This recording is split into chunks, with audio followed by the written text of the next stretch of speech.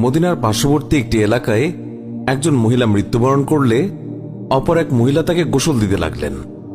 যে মহিলা গোসল দিচ্ছিল তার হাত যখন মৃত মহিলার উরুতে পৌঁছালো, তখন সে আশেপাশে বসা 2-4 মহিলাকে বলে উঠল, হে আমার বোনেরা, তোমরা কি জানো এই যে আজ মহিলা আজ মৃত্যুবরণ করেছে, তার তো অমুক পুরুষের সাথে অবৈধ সম্পর্ক ছিল। গোসল প্রদানকারী মহিলা যখনই এই কথা বলল, অমনি সাথে সাথে অলৌকিকভাবে তার হাত মৃত মহিলার উরুর সাথে আটকে গেল। পাশের মহিলারা ওই মহিলার হাত ছুটানোর জন্য অনেক টানাটানি করল, কিন্তু কিছুতেই ছুটাতে পারল না। বেশ জোরাজুরি করাতে হাতের সাথে উরুও চলে আসতে লাগলো। এইভাবে অনেক সময় অতিবাহিত হতে লাগলো।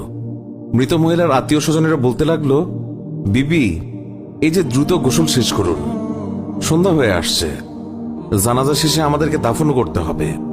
মহিলাটি বলল, আমি তো তোমাদের মৃত মহিলাকে ছাড়তে চাই, কিন্তু সে আমাকে ছাড়তে চায় না। এইভাবে রাত হয়ে গেল আর তার হাতও উরুর সাথে আটকেই রইল। ভোর হলো, কিন্তু ওইভাবেই রইল। তখন সমস্যার জটিলতা দেখে মহিলার পরিবারের সদস্যগণ ওলামায়ে কেরামের কাছে গেলেন এবং একজন আলেমকে বললেন, মৌলভী সাহেব, একজন মহিলা অন্যজনকে গোসল দিচ্ছিলেন, তখন তার হাত মৃত মহিলার উরুর সাথে আটকে গেছে, এখন কি করা যায়? তিনি ফতোয়া দিলেন, ছুরি দিয়ে জ্যান্ত মহিলার হাত কেটে দাও। তখন গোসল প্রদানকারী মহিলার আত্মীয়রা বলল, আমরা আমাদের মহিলাকে ত্রুটিযুক্ত বানাতে চাই না, আমরা তার হাত কাটতে দেব না।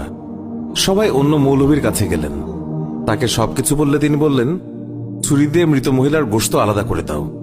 তখন মৃত মহিলার আত্মীয়রা বলল, আমরা আমাদের মৃতকে খারাপ বানাতে চাই না।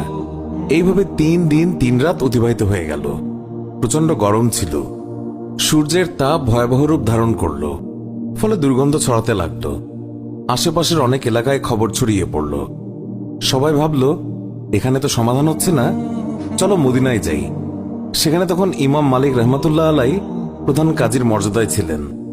লোকেরা মালিক রহমাতুল্লাহ আলাইয়ের দরবারে পৌঁছে বলল, হযরত, একজন মহিলা অপর একজন মৃত মহিলাকে গোসল দিচ্ছিলেন, তখন তার হাত মৃত মহিলার উরুর সাথে আটকে গেছে, ছাড়ানোই যাচ্ছে না।